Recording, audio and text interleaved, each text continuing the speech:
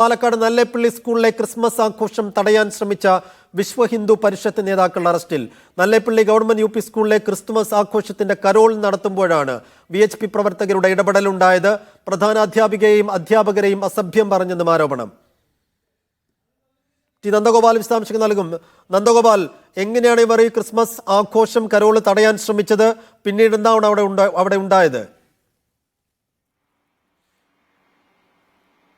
സൈഫുദ്ദീൻ, കഴിഞ്ഞ വെള്ളിയാഴ്ചയാണ് വളരെ ഗുരുതരമായ ഈ ഒരു വിഷയം ഉണ്ടായത്. ഈ നല്ലേപ്പള്ളി ഗവൺമെന്റ് UP സ്കൂളിലെ വിദ്യാർത്ഥികൾ പരീക്ഷ കഴിഞ്ഞ സ്കൂൾ അവധിക്ക് മുന്നേ ക്രിസ്മസ് ആഘോഷിക്കുകയായിരുന്നു. അങ്ങനെ അധ്യാപകരും കുട്ടികളുമൊക്കെ സാന്റാക്ലോസിന്റെ ഒക്കെ വേഷം ധരിച്ച് കരോളിൽ പങ്കെടുക്കുമ്പോഴാണ് ഈ അറസ്റ്റിലായ 3 പേർ ഇവിടേക്ക് എത്തുകയും ഈ പ്രധാന അധ്യാപികയെയും ഒപ്പമുണ്ടായിരുന്ന അധ്യാപകരെയും കുട്ടികളുടെ മുന്നിൽ വെച്ച് അസഭ്യം പറഞ്ഞത്. ഇവർ പ്രധാനമായും ചൂണ്ടിക്കാട്ടിയ കാര്യം ശ്രീകൃഷ്ണ ജയന്തിയൊക്കെ ആഘോഷിക്കാതെ എന്തിനാണ് ഇത് ആഘോഷിക്കുന്നത് എന്നുള്ളതായിരുന്നു. അങ്ങനെ ഇവർ ഇവിടെ ഒരു ഭീകരാന്തരീക്ഷം സൃഷ്ടിക്കുകയായിരുന്നു. ഇതോടെ ഭയപ്പെട്ടു പോയ പ്രധാന അധ്യാപിക പോലീസിൽ പരാതി നൽകുകയായിരുന്നു. ഇങ്ങനെയാണ് 3 പേരെ അറസ്റ്റ് ചെയ്തിട്ടുള്ളത്. നല്ലേപ്പള്ളി സ്വദേശികളായ വടക്കുംതറ K അനിൽകുമാർ, മാനംകുറ്റി കറുത്തേടത്തുകുളം സുശാസനൻ, തെക്കുമുറി വേലായുധൻ എന്നിവരാണ് അറസ്റ്റിലായിട്ടുള്ളത്. ഇവർ വിശ്വ ഹിന്ദു പരിഷത്തിന്റെ ജില്ലാ ഭാരവാഹികളാണ് എന്നുള്ളത് പോലീസ് പറഞ്ഞിട്ടുണ്ട്.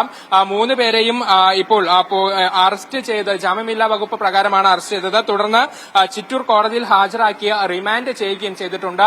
ഏതായാലും കേട്ടുകേൾവിയില്ലാത്ത ഒരു സംഭവമാണ് ഇവിടെ ഇങ്ങനെ നടന്നിട്ടുള്ളത് എന്നുള്ളതാണ് ഏറ്റവും പ്രധാനപ്പെട്ട കാര്യം. ഈ കാര്യത്തിൽ വലിയ ചർച്ചകളും നടക്കുന്നുണ്ട്. പ്രധാനമായും ഈ കുട്ടികളൊക്കെ ക്രിസ്മസ് ഒക്കെ ആഘോഷിക്കുന്ന സമയത്ത് ഇങ്ങനെ വന്ന ഒരു പ്രശ്നം സൃഷ്ടിച്ചത് കുട്ടികൾക്കിടയിലും വലിയ ഭീതി സൃഷ്ടിച്ചിട്ടുണ്ട് എന്നുള്ളതാണ്.